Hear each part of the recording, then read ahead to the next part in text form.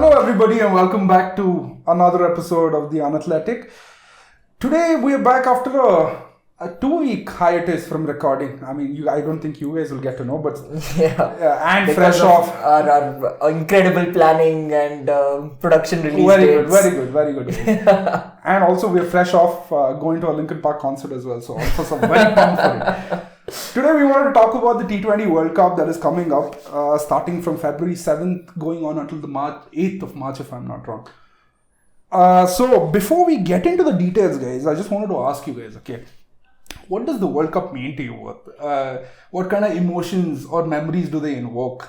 T20 World Cup? World Cup in general. No, it's bifurcated for me because I'm not hyped about this T20 World Cup. Ammar is such a downer. What a spoil. I'll tell you what, starts the episode with this. Look, it's first of all, it happens every 2 years, okay? You feel like one has just gotten over and another one starts off. So that's one thing. And the second thing is... podcast, man. Dude, the second thing is that the entire group stage is like a practice games for all the big teams. I'm talking about the... He's talking about I'm the not talking World about the Cup. structure. I'm not talking about the specifics of the World Cup. I'm just talking about what kind of fond memories or any emotions that they evoke out of you. See, whatever happens, I don't think anything is going to top the first T20 World Cup that we won, right? Yeah. Like riding from that high, and the things that happened in that World Cup were just so incredible. We had a bowl out against Pakistan. We had UV 6-6s. We beat that Australian team in the semi-finals. We beat Pakistan in the finals. And after that, every other T20 World Cup that has come has just felt so tepid to me. Like nothing has matched that. Okay, before you go, I'll just for example, I'm talking about memories as such. Remember the 2003 or 4 World Cup? The 50-over World Cup. 2003, the one where we got third to the finals. Yeah, that one. Like, for example, that. We've all watched it in school, watching the finals going there. You can see huge just banners. Those kind of fond memories, even though it didn't turn out to be that good. So for me, I think the first World Cup I followed was the 2003 one, but I'm going to choose to ignore that. The T20 World Cup, which we won, the very first edition of it, was, like Ammar said, that was completely special because we were all at that age where these guys were our heroes, right? And we had heard of dreams of winning a World Cup in the past and we never really knew what to expect, but ended up winning it. I still remember that when the 6-6s were going on, my dad actually woke me up because I had some test or something the other day, but I was sleeping and my dad woke me up. He's like, come watch, India's playing well. So that kind of family bonding, it's amazing, right? Like it's what was happening in probably every single household in India. And that for me is what the World Cup's about. It's that everywhere you go, everyone is talking about the World Cup. Everyone is excited. Whether you're talking to, the auto guy, whether you're talking to, in front of a camera on a podcast, with your family, with your friends. I think that's what the World Cup brings. It's a festival of cricket and cricket is a religion over here. So it's amazing. I have to say, like my favorite World Cup memory was not even the recent one which we won, which was an incredible night. We watched that match together. Did we? No, we didn't. Oh yeah, we watched the semis I think together, the Pakistan game together. The Champions Trophy finally. Yeah. But it was when Dhoni hit that winning 6 in the 50-over World Cup. I remember I was watching and there was a huge projector in my apartment. We won and all of us kids were so excited. We didn't know what to do. We literally just ran a lap of our apartment and some of us had taken off our t-shirts also. Yeah, zoomies bro, basically. But it's that irrational kind of Ammar might be numb to it, but I'm not considering Ammar in this question. For me, it's always, as I said, it's bifurcated, right? Because the memory that he just told was from a 50-over World Cup, and my memories are from 50-over World Cups too. I don't have that many memories from a T20 World Cup. You can go for any international ICC event. I mean, you have to say that Kohli's innings against Australia was something. If you want to limit it, talk only white ball specific memories. No, for the World Cup, I mean, the World Cup which we didn't unfortunately win in 23, I think a lot of my good memories are from there because I went for a lot of the games. I saw KL Rahul 99. Idiot missed 100 because he hit a 6 instead of a 4. That kind of problem only KL Rahul can have. We saw that incredible Kohli campaign. But as I said, a lot of it is from the 50 over, not so much from the T20. But one thing I do want to talk about the T20 World Cup in 2007 was that India was such a bad team going into it. Yeah, because we had a lot of unknown names there. We'd lost. That year was also a 50 over World Cup and we had gotten out of the group stages, losing to Sri Lanka and Bangladesh both. The entire team was switched around. They made MS Dhoni the captain. Effigies were burnt. Yeah, effigies were Yeah, burned. that was yeah. And it started off with like this. I think it was Dinesh Karthik. He took an absolute blinder of a catch at slip in the Centurion, and that like kicked us off through the campaign, and we just didn't look back from there. So that will always be my fondest memory for a T20 World Cup. Such amazing memories, guys. And I mean, especially after you mention all of those, and coming to this World Cup, where the venue for this year's World Cup is India, and we're sharing it with Sri Lanka as well. But as you said, it's going to be a month full of festivities. Everyone's going to be up and about, looking forward to the results as well as how India finishes. Tell us a bit more about the conditions as well as what we can expect from this World Cup, because we're having the tournament set a little earlier than the usual cycle. Summer tournament. Yeah. I think, it's going to be different, because what you expect from a World Cup in India is normally that as the tournament goes on, the pitches get more worn because they're under the sun, the summer heat, and that tends to make at least the latter stage of the tournament a little bit slower in nature. But right now, since it's not summer in India, in fact, in some of the places like Delhi, for example, it's going to be almost peak winter, right? In February, it's going to be quite cold. So that's going to be one thing which is a big difference, because normally in the subcontinent, spin is the decisive factor, right? And I still think it will be, but maybe to not such an extent, because the second thing, which is a consequence of things happening in February, is that it's going to be a hell of a lot of dew. And that's going to take a lot of the mystery spinners out of the game, especially if they're playing in the second innings. So I think that is going to be something which the teams have to still deal with. I still think spin is the right formula to control the games in the middle overs, but that's a slight difference we'll see probably from the summer tournaments we've seen. Yeah, and also considering that, like even though India is such a big country with so many cricket grounds all across, they've kind of kept it centered. I think Delhi, Mumbai, Calcutta, these kind of centers have most, Ahmedabad, they have most of the games. And what Akshat has said is right, like the pitches do wear down. But India is also a country that hosts the IPL regularly. So within a ground, there are multiple pitches that you can play on, 4 or 5 pitches. Dew will definitely be a very big factor into this, because we're playing it at a season that we've not generally seen. And how teams are able to go around that dew factor, because it's clearly a very big advantage. If you're fielding second, the ball is getting very wet, even if we are seeing it happen in the IPL during the months of April and May. So now in February, I think it's just going to be a lot worse. And the bowlers anyways don't have much in this format of the game. I feel that it's very, very batting friendly already. Yeah. And now there's going to be even more advantages to the batsman, especially the team that's batting second in most of these matches. So this is one of those World Cups where the toss is going to play a huge factor, and we'll see how teams sort of go around it. Also, like you're using your spinners and your leg spinners, and if you can't grip the ball in the second innings, then they become pointless. Dark horses like Noor Ahmed, Rashid Khan, Adam Zampa for Australia, Varun Chakravarti for India. Like if these guys are not able to use the grip on the ball to get those subtle variations, then we might just end up seeing more pace bowlers coming into the equation than being so heavily reliant on spin. And like normally, if you look at maybe even Test cricket is completely different, but in ODI cricket, what happens is that when you have a wet outfield and dew, that advantage kind of cancels itself out when you get to the death overs, because the ball itself becomes a little bit softer, so it doesn't fly off the bat. But in T20 games, that's not going to be an issue at all, right? So I agree with Amar. It's going to be maybe a batting paradise, and just in general, kind of the way the sport has grown, because T20 is now its own thing. Like it's no longer a shorter version of cricket. It feels like the tactics, the team selections, the squad composition is now completely different from what it used to be. Where previously T20 was like your T20 squad would be your ODI light squad, maybe 2-3 power hitters you get in. But now the game has evolved so much with the domestic leagues that it's purely a battle of specialists. It's purely a battle of matchups too, where India especially, but all teams, England also if you look at, New Zealand also if you look at, they change their batting order based on the conditions and what's required at that particular point of time. So again, it's going to be a very fascinating kind of tactical battle, which I used to think that's what Test cricket is. But now T20 cricket has its own completely different kind of tactical nous in it. So before we get into more of these details, I just wanted to brief you on the format of the T20 World Cup that we're looking at. So it's going to be held in India and Sri Lanka, as I said, between Feb 7th and March 8th. There are a total of 20 teams being participating in this tournament. So we have four groups being split with 5 teams each, and each of these teams play against each other once in the group stages. And the top 2 of each group get to go into the Super 8s, which again will be divided into 2 groups with 4, and these teams will play against each other once again. The top 2 will go to the semi-finals and then the finals again.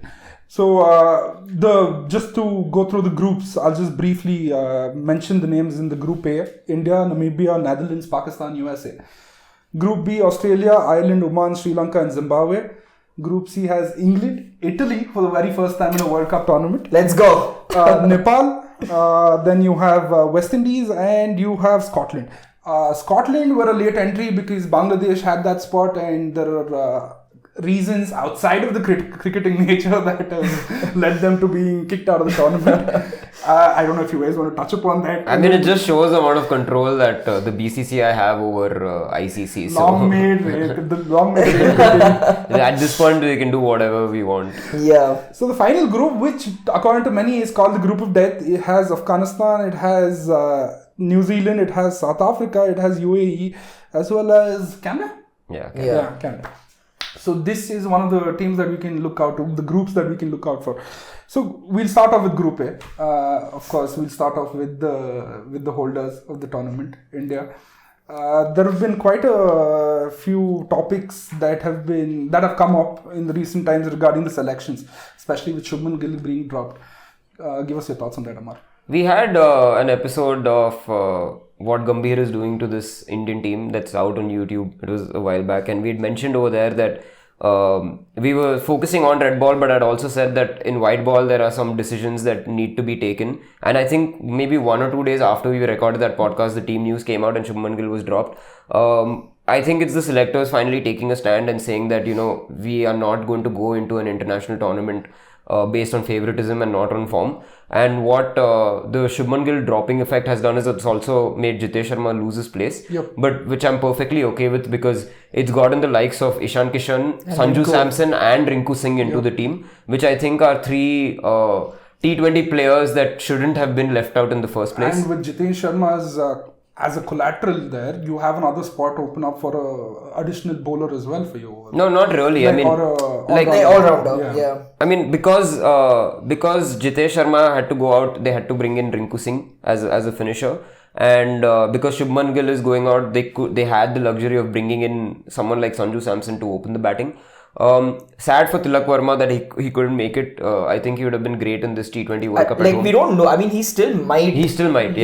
But I mean, whatever you say about India, I think you'd be lying to yourself if you said that we aren't favourites, because I think we're heads and shoulders above the rest of the other teams. We are playing at home firstly. All of these are seasoned IPL campaigners. They've all done incredibly well for their IPL teams. And just look at the way they're playing now. I mean, 300 doesn't seem like a big deal anymore for these guys, even though we haven't gotten it. But it seems like we can. It seems like we can, and rather easily. But you talk about the hard call that the selectors have finally taken on Shubman Gill. He's gotten, I think, 219 runs in the last 19 innings. Which goes to show how poor of a form he's on. But the captain, Surya Kumar Yadav, he's comparatively on a worse run. Like, he's also somewhere around the same. With 21 games played, he's hit like 209 or 208 runs. I mean, he did play well in the last game. So I mean, let's hope he can play himself back into form. I'm just glad that Gambhir is finally breaking the habit of getting his men into the squad. I completely agree with Amar that getting Samson as an opener does open up a slot for you for another all-rounder, or basically just a much more balanced batting lineup is what I feel. I think clearly this team has, the way I look at it, there's 3 stars, right? In your batting, it's Abhishek Sharma by far. In your all-round department, it's Hardik Pandya who's going to be our clutch god. And number 3 is, of course, Jasprit Bumrah, right? Or Varun Chakravarti. I think because of the reasons we just said, Varun Chakravarti might not be the same. But, I mean, Bumrah is Bumrah. Like, even if he doesn't take wickets, he's not going to go for more than 30 runs. You know, that's the kind of consistency he gives. Rinku Singh coming back, I absolutely love that, because now when you have Rinku Singh at number 5, Hardik Pandya at number 6, then you have Shivam Dube also, who can bat a little bit lower down the order, and then you close it out with Akshar Patel, and Akshar Patel can bat at number 4 also if you need someone as a left-hander instead of Floater. Yeah, floater. Even Shivam Dube is a floater. So, like, India, the way the team is structured, right, I really like it, because I'll just count it out. So you have Abhishek Sharma, you have Sanju Samson, then at number 3 you have Tilak Verma or Ishan Kishan, right? Then you have Surya Kumar Yadav, you have Rinku, Pandya. Now you have your 5 batsmen, right? Then you have Pandya, you have Akshar Patel, then you have Rana, Bumrah, and this one, Varun Chakravarti. So you have your 5 batsmen, and you already have your 5 bowlers who can give you 4 overs each. Each of these are reliable 4 overs, right? The 11th spot, then you can play as an all-rounder. If you want in spinning conditions, you can play Washington Sundar. If you want someone who's a spin destroyer, you can play Shivam Dube instead. Shivam Dube also gives you these overs in these skidding conditions with a wet ball. Actually, it's a little bit suited towards his bowling as well. So that it's like, with 10 players only, I feel like this team is so settled. And you're discounting that Abhishek Sharma is also contributing now to the overs. With a few overs here and there. Yeah. But a lot of this team, a lot of it relies on Hardik Pandya's fitness, which is a little scary. Can he bowl 4 overs for you every single game? I was just going to ask you something along those lines, because in the Champions Trophy, we saw India sort of go with a bowling unit consisting of all-round seamers, like not your regular number 1 reliable seamer, that sort of thing, but they went with the short spin lineup with complemented with your all-round seamers lineup. Yeah. Do you think you can see something like that with Kuldeep as well in Washington? I mean, it's when you lose out on someone like Hardik Pandya, then you're losing out 4 overs as a bowler plus a middle order absolute destroyer, and I think that leaves 2 very big holes that you're now going to try and fill with 3 players. Maybe. So that changes the entire balance of the team. And not to mention, Hardik Pandya in the recent T20 game also opened the bowling with Harshit Rana. Yeah. So that's another option now. If you want to keep just one Bumrah over in the power play and then keep 3 overs of him for the death. That's also there. So to your point, I think our seamers have very specific roles. Again, if you want to experiment with this lineup, Washington Sundar is the guy you get into the team, according to me, not Kuldeep. Because I don't see having 8 overs of frontline spin and then also having to fit in 2 pacers in Harshit Rana and Bumrah. That it takes away from your batting, because the way we're batting is that everyone is going to go out and try and hit. So what I was saying was one of them will have to sit out, like Harshit Rana or Varun Chakravarti will have to go out. I think Kuldeep will sit out. Varun Chakravarti, there's no way he's sitting out. I hope not. He's our number 1. Him and Bumrah are short. Yeah, like Amar said, right, that if Hardik Pandya gets injured, I feel like this entire team, it's like a castle of glass which is just going to completely break away and fall down, okay? Yeah, it topples, because then finding replacements for Hardik Pandya, I think the only one that they have in that same mold is Nitish Kumar Reddy, where there's a seaming all-rounder, but it doesn't it doesn't fit the bill, and you would have to make multiple changes to make sure that you're consistently... So, I think in the group stage matches, I don't think we're going to see much of Hardik Pandya bowling. That's true. It could be possible. Yeah. I think we have games against Namibia, Netherlands, Pakistan, and USA. All shit teams. Yeah. So. Okay, so that is a good place to ask you guys. So India, of course, going into the Super 8s, right? That's what you're predicting out of this group. I think they're favourites to win, man. Like Super 8s is very clearly. Yeah. But I think one thing.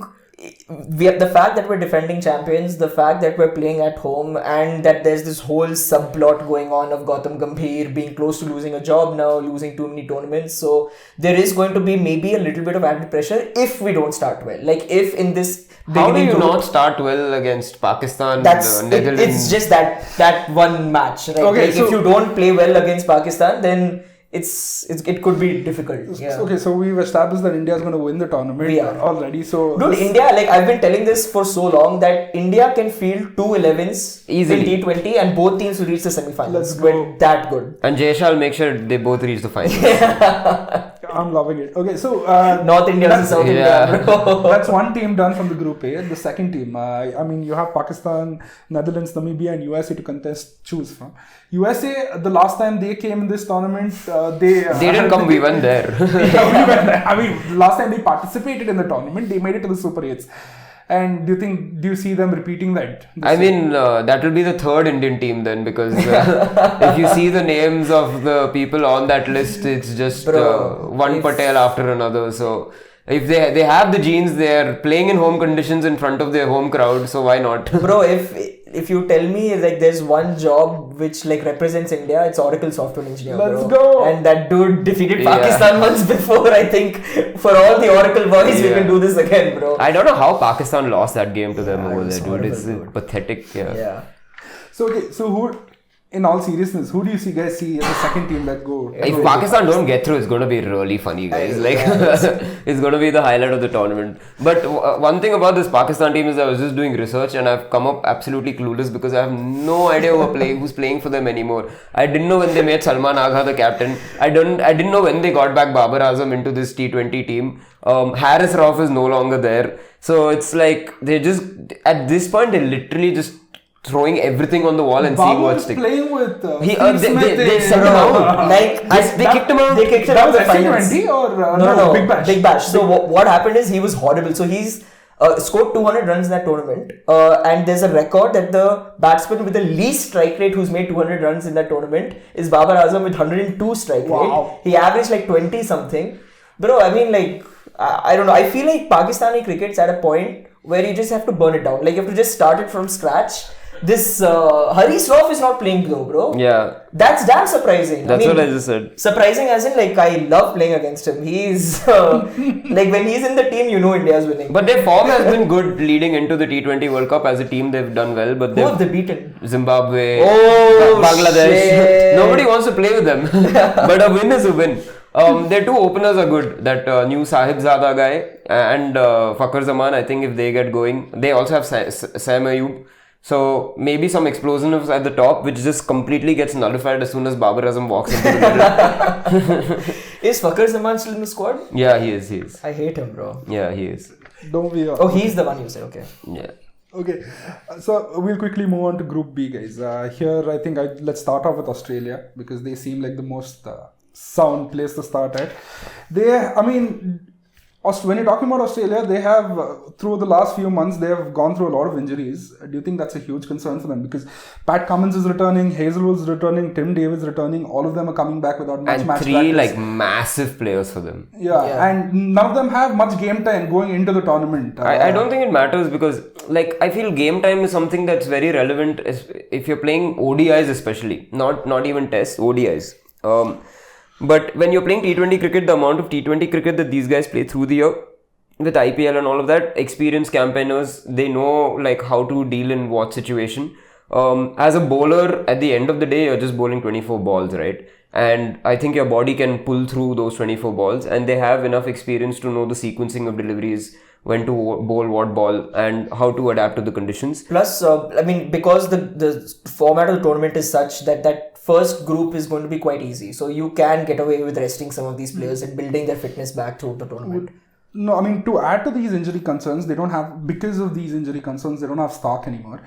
So death bowling is also something that is little... No, but Stark didn't play the last tournament also, no? I think he retired from T20 cricket a while back, internationally. No, I think he was supposed to be there for this tournament, but due to the injury, he's not there anymore. No, he's retired from T20 cricket, international cricket a while back. Let us know if I messed up there, okay? But then you have Nathan Ellis coming in there. Yeah. They have Nathan Ellis, they have Sean Abbott, they have Bartlett. Bartlett. Dashpiece is not in the thing, but in the squad. But he's playing now, I think, against Pakistan. So with Australia, I think you look at the all-rounders which they have, and I consider them extremely solid ones with Stoinis and Cameron Green, right? those two can give you 8 overs and can give you reliable runs with the bat as well. So you can then build the team around them. And again, since we're talking about spin playing a factor, right? Australia don't really have that spinning all-rounder, but because they have two genuine pace all-rounders in their team who can hold up the batting end, you could see combinations of the team where Kuhnemann and Zampa are both playing and giving you 8 overs of spin. And Kuhnemann is very, very tight. So yeah. I think he's the preferred spin option over Zampa at this point. Okay. Yeah. So, I mean, as you just mentioned the all-rounders, I had a list of the people who can pitch in with the ball also. Okay? Yeah. So, it's Travis Head, Mitch Marsh. I mean, it's not like they're going short. to goal, but But they can pitch in. They have Cameron Green there, Stoinis there, Maxwell there, Tim David there, and Cummins. Yeah. So, all of these, it's like a team of all-rounders that they have. Yeah, right? Yeah. Again, it's just part of the way T20 cricket is right now, because you have power hitters who can bowl a few overs. That's exactly what you need in your squad, right? Rather than 5 deadly bowlers who are going to take you 10 wickets. I don't think any team is concerned with that anymore. With Australia, I think if you go back to the 50-over World Cup, which they won, and Amar somehow forgot that he was in the finals of that tournament, but the build-up to the tournament was exactly like this. Injury concerns, squad have not played together as a team for a long time. And when they came into the tournament, I think they lost against India very early, and they lost another game very early. South Africa they lost. And then you were like, oh, okay, Australia are in trouble. And then they just played their way into the tournament and completely dominated, with individuals stepping up whenever it's required. And that is just the Australian spirit, man. I mean, you can never ever write them out in any sport, especially this one. So I have it written here in bold, okay. The question was, what is it with the Aussies in World Cups, man? They have 6 ODI World Cups, 1 T20 World Cup, 1 World Test Championship, 2 Champions Trophies. They just show up when it matters. There are 2 things to this, right? One is that the amount that they give importance to their domestic circuit, their Sheffields, they're even up to, from the grade cricket onwards, it's not only developed, but it's also recognized. So you go through this team and you see how many of them have come through because of their performances in the domestic circuit, in the Big Bash. We saw it in the Ashes as well. They got Michael Neser in, who's playing at the age of 32. He's not played for Australia at all. He came in and took 5 wickets. So they always have that competitive system, even in the domestic circuit, without the politics of it, right? So everyone are competing for a spot, and then they're rewarded with that spot. And the second thing is that I was listening to this one podcast of Ricky Ponting, which is great, by the way. You should go and check it out. I think it just came out last month. And he was talking about this whole Aussie mentality. Like, what is it? What does it mean? And how do you get it, right? So, firstly, as captain, he told all his players that this is my tent and you are part of my tent. And if there is an outside force that's trying to get into our tent, together we'll stop them. Okay, so that's my responsibility to you as a captain. And when he started off as captain, they lost, I think, in England in the Ashes in 2003 or 4 or something like that. And it was a very unexpected loss. And they were playing again in 8 months' time in Australia. So what these guys decided to do was they went for a boot camp inside the wilderness of Australia. And this included everyone who is part of the Australian team, okay? Not just the players. It's all the coaches, fitness coaches, analysts, logistics, everyone, like a group of 45-50 people who are involved in Australian national cricket. And they went into this boot camp for 1 week, carrying their own tents, clothes, everything, carrying their own food, which was only cans of beans, and they would do activities. So everyone would put into groups of 5-6 people, and they would have to do activities. One of them was they had to climb a hill of I don't know how many kilometers, carrying all their stuff with them, including their water. So it was super heavy, 40-50 kgs each barrel. They had to climb up in one straight line. Everyone had to be 1 meter apart from each other. And if one person was left behind more than 1 meter, everyone had to come back down and start again. Oh my God, bro. Yeah. I quit the team then. Yeah. And hand in my resignation. He was saying that... Take your cap back. Yeah. He was saying that one of our coaches was 60-65 years old. So obviously he couldn't carry that load, which meant another player had to carry twice the load. Whatever they had to do plus these guys. And they had to keep doing it until they got that one filing right. So he's like, this is how we build our mentality. It's one for all for one. And in whatever situation, we're doing it together. Somehow I don't think that Rohit has Sharma worked for approves. them wonders. But Yeah. Before we move on from Australia, Amar, they don't have a second keeper in the squad. There's only one, Josh English. And do you think that is going to be a problem? I mean, if he gets injured, they'll just call in They'll just call in the replacement, right? I think that's what they've gone for. Who They've will given be the replacement actually? Alex Carey is there. Alex Harry will play T20 again. Yeah. I mean, they have options. I think Cooper Connolly also can keep, right? Is he? No, I don't think so. But Cooper Connolly is one of those names we're talking about who battled it out the domestic circuit and is in this Australian Got squad. rewarded with an IPL contract also this year. So Yeah. So, moving on from Australia, I mean, See, so we're all in I just consensus. want to say one thing. In the end, Australia are the ones who you have to look out for in every tournament. Like, you can talk about combinations, you can talk about everything. You have to watch out for them. I heard one podcast. I think I forgot by who it was. They were talking about how Australia, it was always better to face them in the semi-finals or in the previous round rather than facing them in the finals, because you never know what might happen. Yeah. If they'll just show up on that particular final day. So, I mean, moving on, I think we're all in consensus that they're going through in Group B as the number one team there. Yeah. So, to complement them, we have the host nation also in the same Sri group. Lanka, yes. So, they have to make it out of the groups. I think they're pretty well aligned for doing that as well. Do you see any issues with that though? a lot of issues with this Sri Lankan team. Firstly, is that they had a horrible 20. When was the last World? 24, right? T20 World Cup. They were out of the group stages.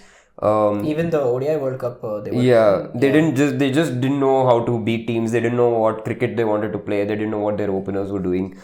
They changed captaincy. I think they lost to South Africa and Bangladesh in that T20 World Cup. Whitewash in India right after 3-0. Lost to New Zealand in a 3-match series and lost to Bangladesh in a 3-match series. So that has been the lead up to this World Cup, which has been quite sad.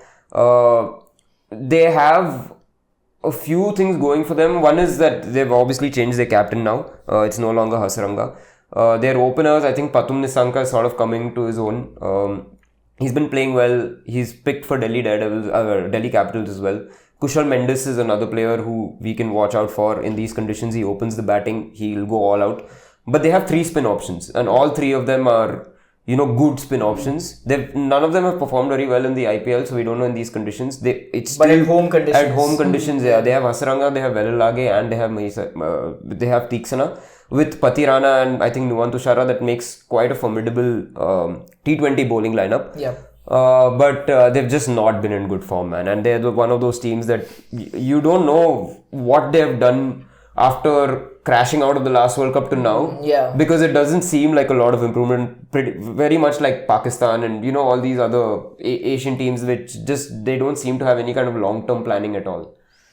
I mean, I see them crawling out of the group stage, but I don't know how much further they're going to go in the Super 8s. There's Ireland as well in this group, Ireland, right? Zimbabwe and Oman.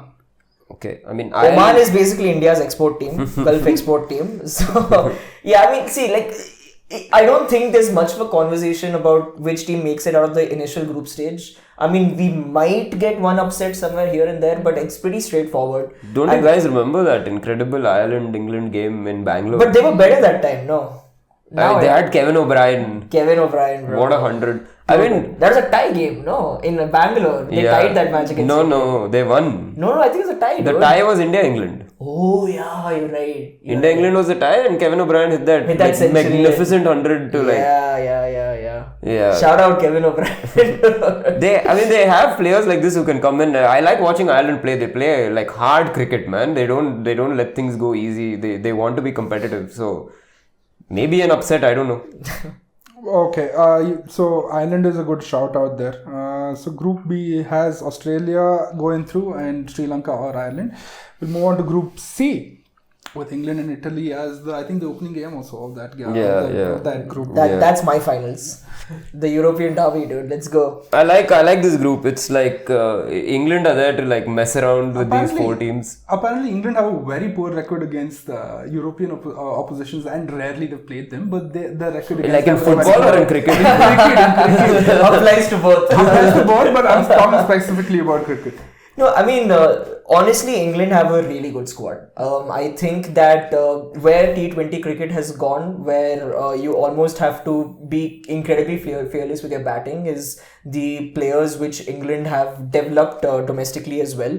So their batting order looks like, and this is not like finalized or anything like that, but Salt and Butler would be opening. You have Jacob Bethel coming in after that, Harry Brooks coming in after that. Captain, no? Harry Brooks' captaincy, which is his first captain gig in a major tournament, which is also a good point to bring up. Then you have Will Jacks, who's probably going to play. Duckett can also play in the middle order if you need him to. You have Curran, then Liam Dawson, who I think is going to be incredibly crucial because England will rely upon him to bowl good controlled spin overs as well, and he can hit a long ball with the bat. Then you have, of course, the pace duo of Luke Wood and Jofra Archer. Jamie Overton also is there. Overton's also there. It's a really good batting lineup, and I think Adil Rashid is probably one of the most underrated spinners going around nowadays. He's probably one of the best T20 spinners outside of the subcontinent. He's really, really good, and I think he's going to completely shine this tournament because he's one of those bowlers who picks up bags of wickets. Like in a game, if he runs, he picks up 3-4 wickets and takes the game away. And England have they've recognized his potential in the T20, even though he's not playing much international cricket anymore. They've told him that we need you in this T20 setup, we need you in this World Cup in India. He was very unfortunate to be one of those bowlers because when you're a foreign leg spinner, it's very difficult to get a spot in an IPL team. Yeah. But if he played IPL consistently, he'd be recognized. He would be a leading wicket taker in that format as well. And I think he completes this England team. But I think what's going to be the undoing of this England team is their over-reliance on Archer, because we saw that in the Ashes and that didn't really work out for them. You saw this in the IPL with Rajasthan as well, where Archer was a doubt coming into the tournament. He missed the first couple of games. He came in and he got absolutely thrashed. He didn't have a good IPL. He played, I think, 12 games, got 11 wickets in those 12 games with an economy of 9.78, which is fine. You're bowling the tough overs, but an average of 39. As your lead pacer, that's just not going to be good enough. And death bowling, I don't see anyone. But you know what the issue of T20 cricket now is that teams are okay with their bowlers giving 50 runs in their 4 overs. Yeah. Because they have the batting to cover up for it. So I don't think a bowler being out of form is going to be as much concern for teams. But I think your best bowler needs to be in form. Not really. I think so. I think that makes the difference of maybe 10-15 runs, which could prove crucial for teams. Again, I mean, like their batting lineup is absolutely stellar, but teams it's like a Sunrisers Hyderabad kind of situation, right? Where they will destroy you with the bat, but at the same time, are they able to restrict other teams? Because other teams are coming in with the same firepower into the tournament as well, right? So that is, for me, is the one weakness which is English team has, which is at the depth. But man, that batting lineup is I can't wait to see Phil Salt back in India, man. He is gonna absolutely crush it. And also shout out to our golden boy Jacob Bethel. If he performs well in this T20 World Cup, then RCB have a real problem on who to pick as their four foreign players, because we are going to talk about one more team as with our horse. Which horse, bro? Jacob Duffy, bro. Oh God, bro. What We'll get to his. Amar has made like this new divide between teams he supports and teams he doesn't support. And players he supports. Yeah, completely based on RCB. Like it's like, okay, fine. This team is fine because it has 2 RCB players. No, but also like it's such a mouth-watering opening combination to have Phil Salt and Josh Butler. Incredible. Like Josh Butler was playing number 3 all this time and he was the captain because he felt he was more suited to that role. But man, just let Josh Butler just go and ball out, dude. Yeah. It's going to be something to look out for. One more thing, like you spoke about how Australia have different players who can just come in and bowl. Like England have like multiple players who can come in. You have Will Jacks who can give you overs. You have Bethel who can give you overs. Yeah. Sam Curran. I mean, they have in any 11 which they put out, they will have at least 8 players who can bowl.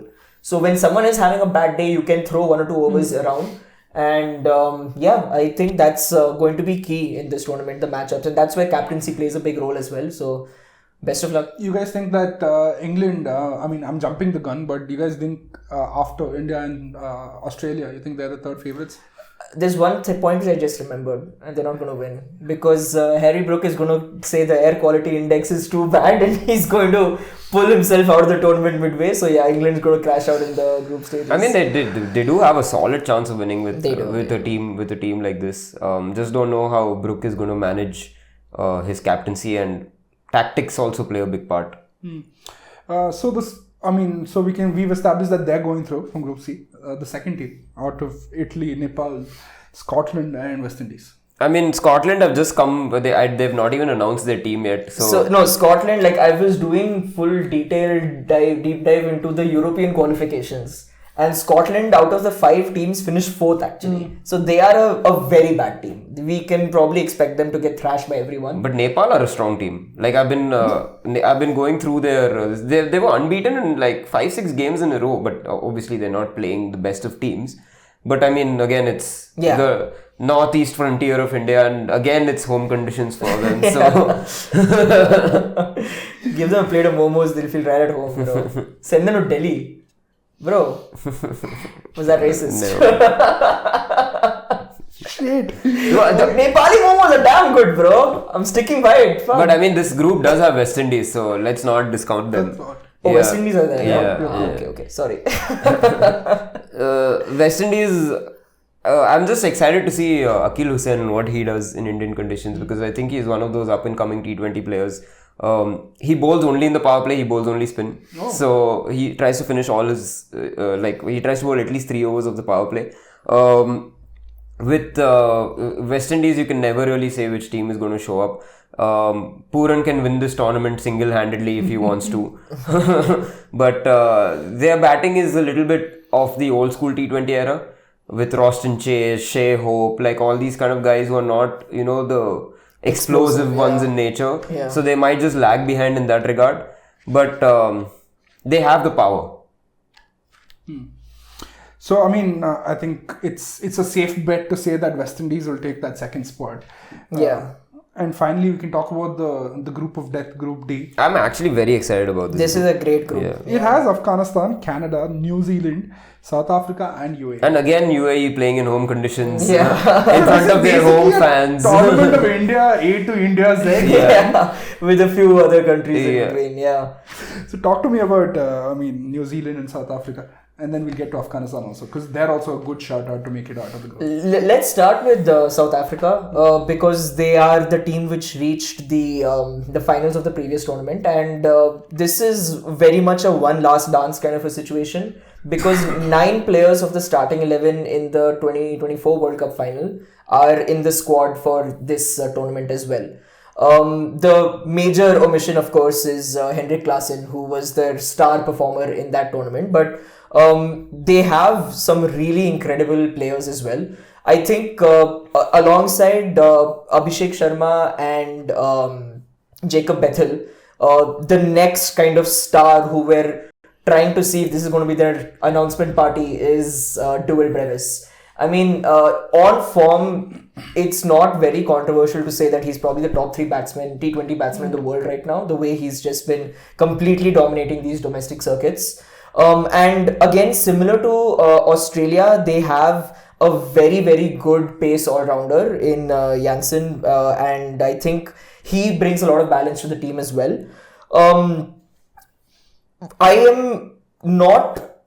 I don't think that they are that well suited because they don't have those spinning options which you require. I think Keshav Maharaj is there. Just Keshav Maharaj, right? They don't really have anyone else to back him up.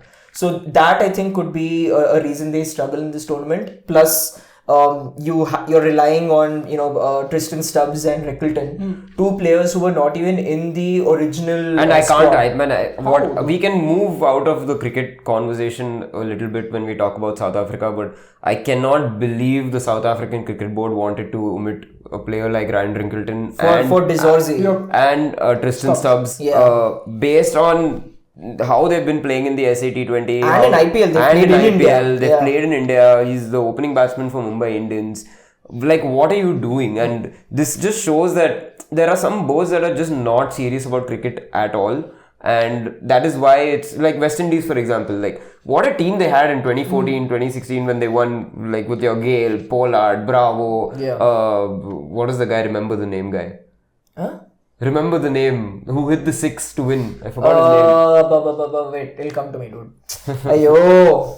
It just slipped out of Brathwaite. Yeah, all these kind of players, like that was a crazy team. But the board is not really keen on moving the sport forward. The board is corrupt. I wouldn't say, because South Africa they are serious. You see what they've done with the test squad, right? But I think they are. What you said is right, that the game is kind of moved on and they're not trying to catch up with it in T20 especially. No, but like this score it was set have made it to finals, and yeah, they finally broken that. But I the feel chokers, that particular curse. No, but why remove your top 2 players in the first place, right? And a lot of it has to do with politics, which is what the news is coming out now. And I think that just should stay out of cricket as much as possible. I mean, they call themselves the Rainbow Nation as well as the Rainbow Cricketing Team also. So inclusion for all. Yeah. But I'm not sure exactly about the particular details in which why these 2 were omitted in the first place. And then Ryan Ringleton went and smashed 113 or some 45 balls or something like that in the SA20, and they had no choice but to include him. But it shouldn't have got to that point anyway. One thing about this team is I really like both their all-rounders, Corbin Bosch and Marco Jansen. Amazing. 8 solid overs and solid batting with firepower up top. They look like a good team. They did end up playing Afghanistan in the semi-finals last time. Maybe that could be a reason why they got a berth in the finals in the first place. Because teams like Australia did not fire in the last T20 World Cup. New Zealand did not fire in the last T20 World Cup. They are a good team. I don't think they are the strongest team going in this time. Many pundits are shouting them out to be the dark horses of this tournament. I mean, they're always the dark horses. Considering that they've broken that choker's curse also with the World Test match. No, I mean, see, definitely, like I said, if 9 of those players are playing in this tournament, they have a point to prove, right? Like, they will come with the chip on their shoulder and trying to finish the job, especially since for a lot of these players, it's going to be their last chance to win a World Cup for their country. So there is something to that. Like, there is something intangible about being put in that situation, because I feel like, the same situation you apply with us, with the Rohit Sharma and Virat Kohli in the previous World Cup, where they knew it was their last tournament and they performed out of their skin to win us that tournament. So I think you can expect that. And David Miller, who's taken Markram, who's taken over the captaincy, with David Miller as the experienced people in that squad, with Rabada as well, I think they are going to be crucial in kind of shepherding this mix of experienced and youth and trying to take them all the way. Okay, we'll quickly move on to New Zealand as well, because we have another team to cover as well in this group. New Zealand have announced a very spin-heavy squad also. I mean, they're playing the first of the 3 of their 4 games in at spin-friendly locations. I think Chepauk they're playing. No?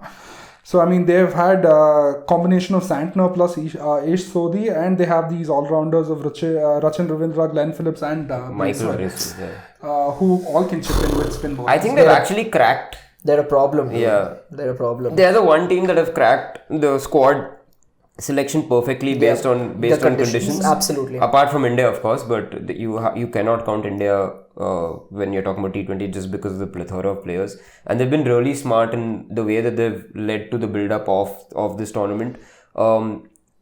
After all those spin options, you have Jacob Duffy, who's the number 1 T20. Right. They have a very strong quartet. I mean, pace quartet also. Yeah. They have Duffy, they have Matt Henry, Lockie Ferguson, as well as Adam Milne. So right now Milne has been replaced by Jamieson. Recent injury news just yesterday or day before. But that actually is a big loss for them, because you mentioned their pace quartet, but their specialist death over bowler was Milne. So they're going to have to find someone else to play that role for them. Neesham also can chip in there, no? They have options. It's just that it's a slight change. They have Kyle Jamieson, Matt Henry, and Jacob Duffy. Matt Henry gets thrashed in the final overs though. But Jamieson is a good enough replacement for sure. And Jacob Duffy is like their ace in their sleeve, or whatever that expression is. Yeah. Dude, I didn't see much of him, to be honest, in the last year until RCB picked him up, and then I started watching more and more of him. He's lethal. Like, he can get you wickets up front very quickly, and we saw against India in these 2 matches as well. I think in the first game, India hit 230, and he's conceded 37 runs in his 4 overs and taken 2 wickets up front. He can be crucial in this New Zealand order.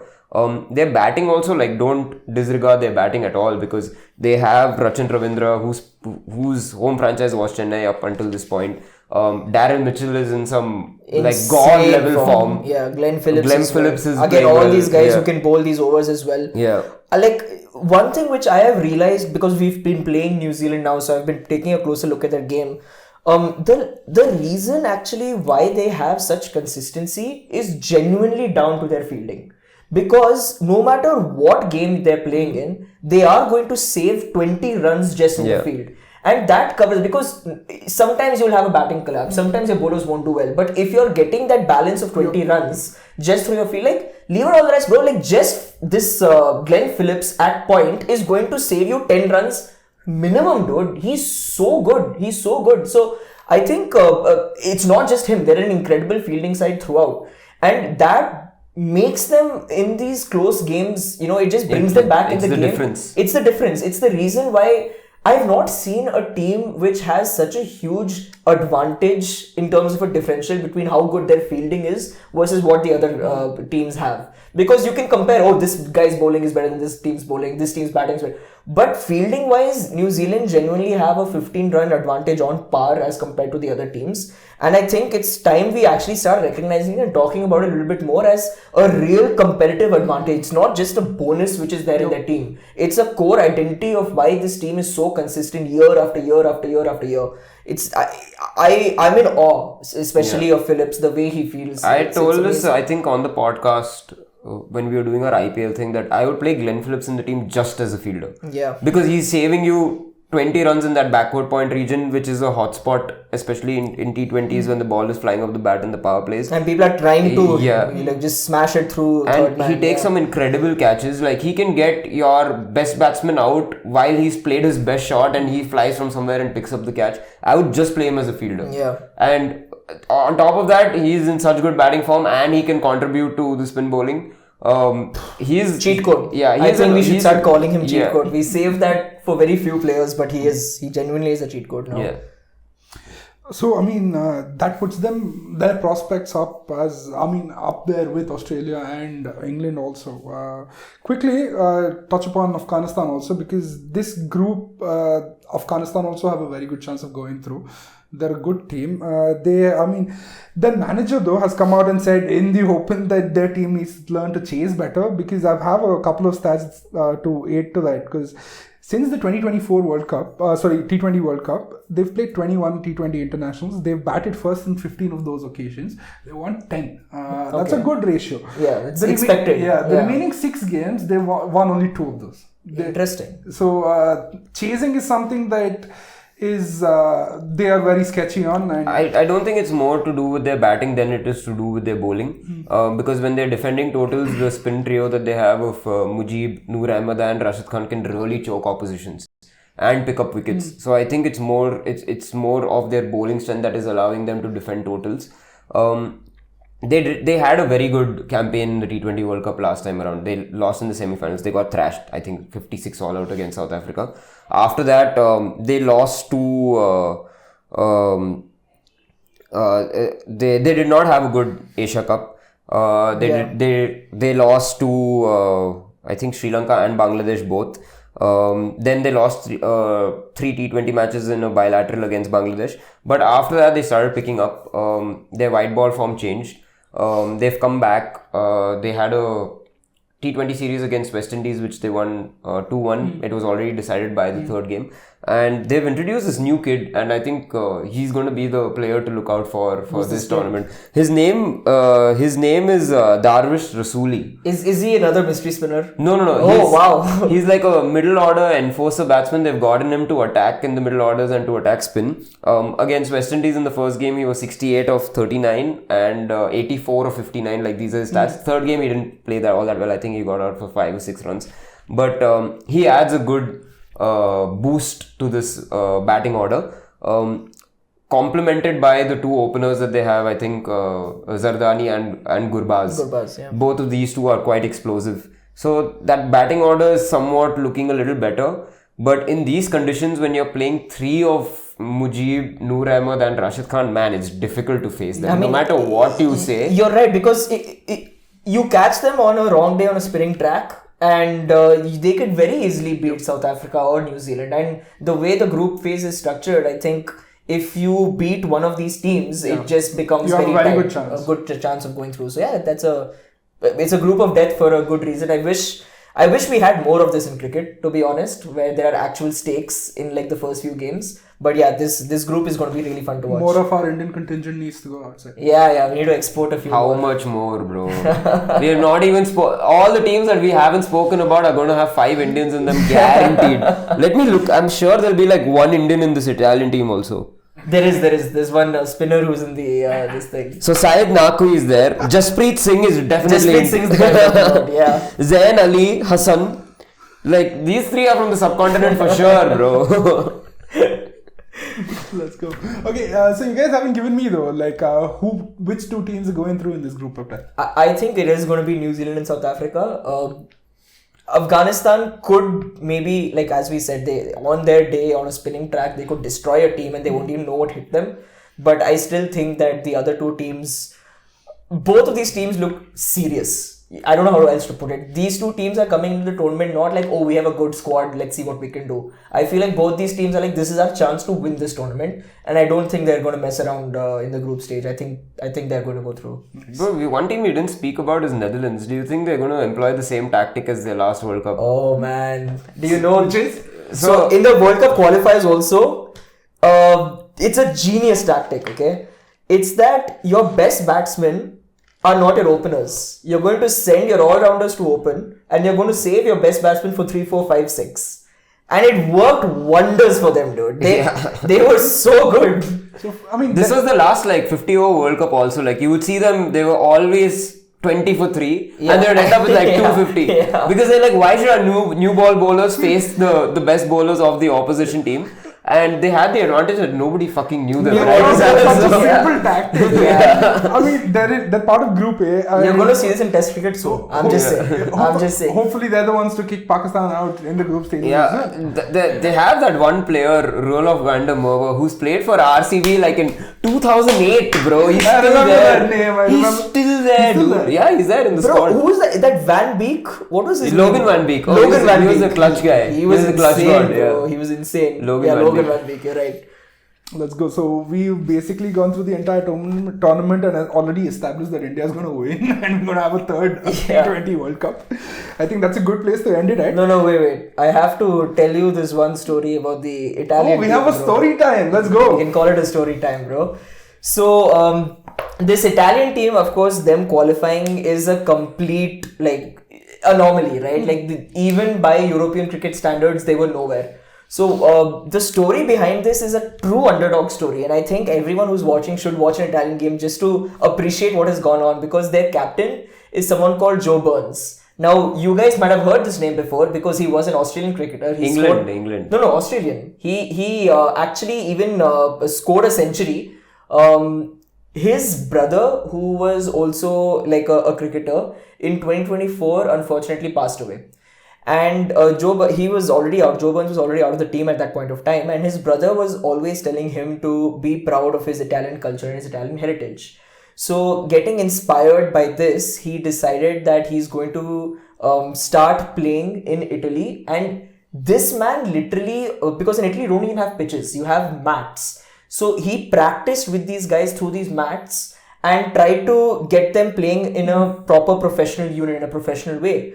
And he got them qualified through sheer determination, through sheer fair share of luck as well. And this is not like there are a lot of European teams who are like Indian exports and all of that, but this team is actually a lot of South African and Australians, some English players as well, who have come into this team. Bro, their team is so much fun. These characters who you read about. Recently what happened is they have come to Sri Lanka for their preparatory stuff, right? And these Italian boys are used to like some very exquisite Italian cuisine. They're finding the food way too spicy. So they decide that, you know what, let's just have some proper Italian food. They found this one really well-established Italian chef in Sri Lanka. And they're like, come, let's go have some Neapolitan pizza, okay? They go, and this Sri Lankan guy, he's like, I have to impress these guys, okay? So I'm going to make my signature dish, which is a pizza. But rather than having sun-dried tomatoes on it, he put these Sri Lankan ghost chilies on it. Shit. And apparently they all had it and they were like sweating like anything, sweating bullets. And one of their players joked that this is the perfect preparation for the conditions which we're going to face over here. But I want someone to introduce them to Pan Parag. Get them really into the culture, right? Europe has their own version of these. I mean, I'm not supposed to tell it. It's like educating the kids here, man. But they have these Chenny Kenny types, like the filtered ones. Chenny Kenny in Italy. They're called snooze, by the way. I mean, I know it's this, in a tiny round box. Yeah. And that's enough education for you lads, man. Get out of here. So, I think that's This is like Lagan in reverse, dude. Imagine them coming Tax here them. like, Joe Burns is Bhuvan. Who's Kachra? Jasprit Singh. They're gonna get cancelled so quickly, dude. Wait. I want This is the to. third time I've been cut off. When No. I'm going to bring this to an end today. Go for it. So, listeners, thank you for waiting for the end to come. We're going to stop this before Poe gets a paper cut from going through all those pages. I have put in, I think, at least 10 Linkin Park songs throughout this episode. Let's go. So, that's a little Easter egg hunt for you. I reached 10. I don't know. I was like... No, I totally- noticed a couple of them. The Castle Glass one made me nearly laugh. Castle Glass was there, yeah. But go through it. Tell me if you can find anything. If you find them all, there's a special prize for you, which I haven't decided yet, but we'll get there somehow. Oh, yeah, for now you can finish Let's it off. go. I think that's a very good place to end it.